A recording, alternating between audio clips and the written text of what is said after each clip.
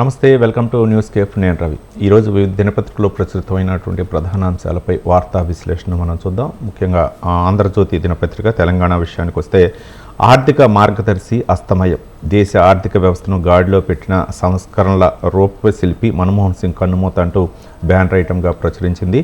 అంటే ఆయన మన్మోహన్ సింగ్ దాదాపు 10 సంవత్సరాలు ఆయన దేశ ప్రధానిగా, అలాగే ఆర్థిక శాఖ మంత్రిగా ఆయన చేసినటువంటి సేవలు మరువలేనివి. ఆయన నిన్న ఎయిమ్స్ ఆసుపత్రిలో రాత్రి 9:51 కన్నుమూశారు. ఆ యొక్క అంశాన్ని అయితే మనం చూడవచ్చు.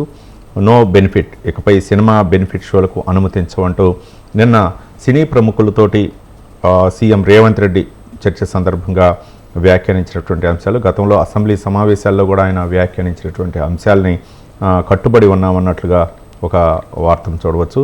ఇక 10,000 కోట్లు వచ్చినాయి, టీజీఐసికి రుణం ఇచ్చిన ఐసిఐసిఐ అంటూ ఒక కథనాన్ని కూడా మనం చూడవచ్చు. జనగణనలో కులగణన, దేశవ్యాప్తంగా కులగణన కోసం కాంగ్రెస్ పోరాడాలి, సిడబ్ల్యూసి తీర్మానం చేసి కేంద్రానికి పంపాలి, సీఎం రేవంత్ రెడ్డి సూచన. ఏకగ్రీవంగా తీర్మానాన్ని ఆమోదించిన సిడబ్ల్యూసి. దాదాపు 2 రోజుల పాటు సిడబ్ల్యూసి సమావేశాలు కర్ణాటకలో జరుగుతున్నాయి. ఆ కర్ణాటకలో సమావేశాలకి తెలంగాణ ముఖ్యమంత్రి రేవంత్ రెడ్డి అక్కడ వెళ్ళి ఈ యొక్క ప్రతిపాదన అయితే ప్రతిపాదించారు. దీనికి అక్కడ ఆమోద ముద్ర అయితే లభించినట్లుగా మనకు తెలుస్తోంది.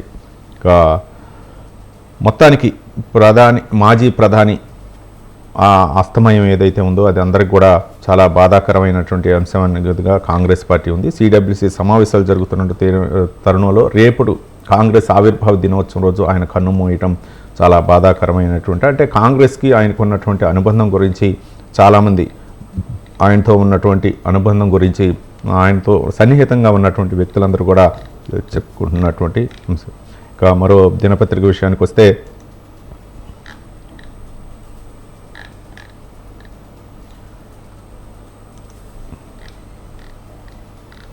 ఇక ఆర్థిక మార్గదర్శి అస్తమయం, దేశ ఆర్థిక వ్యవస్థను గాడిలో పెట్టిన సంస్కర్త రూపశిల్పి మన్మోహన్ సింగ్ ఆయన దేశానికి అందించినటువంటి సేవలు అవ్వచ్చు, ఆయన కొన్ని అంశాలని, అంటే ఆధార్ కార్డు అవ్వచ్చు, లేకపోతే ఉపాధి హామీ అవ్వచ్చు, లేకపోతే తెలంగాణ ఏర్పాటు అవ్వచ్చు, వీటన్నిటిలో కూడా, మరోపక్క సమాచార వ్యవస్థ అవ్వచ్చు, వీటన్నిటిని కూడా ఆయన ఆధ్వర్యంలోనే తీసుకొచ్చినటువంటి అంశాలు. కానీ ఎక్కడా కూడా ఎటువంటి వ్యతిరేకత లేకుండా ఆయన తీసుకొచ్చినటువంటి అంశాలనే ఇప్పుడు అందరూ కూడా దేశంలో ఉన్నటువంటి రాజకీయ నాయకులందరూ కూడా ఆయనని స్మరించుకుంటున్నటువంటి అంశాలు. అంటే ఒక సంస్కరణలు తీసుకొచ్చినప్పుడు అవి రానున్నటువంటి రోజుల్లో కూడా అవి ఒక మార్గదర్శకంగా అవ్వాలన్న ఉద్దేశంతో ఆయన చేసినటువంటి సేవలు మరువలేనివని చెప్పేసి చాలామంది, అంటే ఆయనతో ఉన్నటువంటి సన్నిహితంగా ఉన్నటువంటి ఎవరైతే రాజకీయ నాయకులు వాళ్ళు ఇప్పుడు స్మరించుకుంటూనే ఉంటారు. మరోపక్క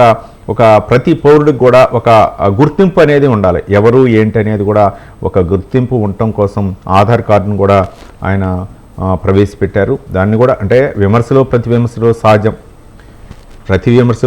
విమర్శలు సహజం, కానీ వాటిపై అంటే రాజకీయాలు చేయకుండా దాన్ని తీసుకురావటం ఏదైతే ఉన్నాయో వాటన్నిటిని కూడా ఒక వివాద రహితుడిగా ఆయన చేసినటువంటి సేవలు అయితే మాత్రం భారతావని అంతా కూడా మర్చిపోలేదని కూడా మనం చెప్పవచ్చు.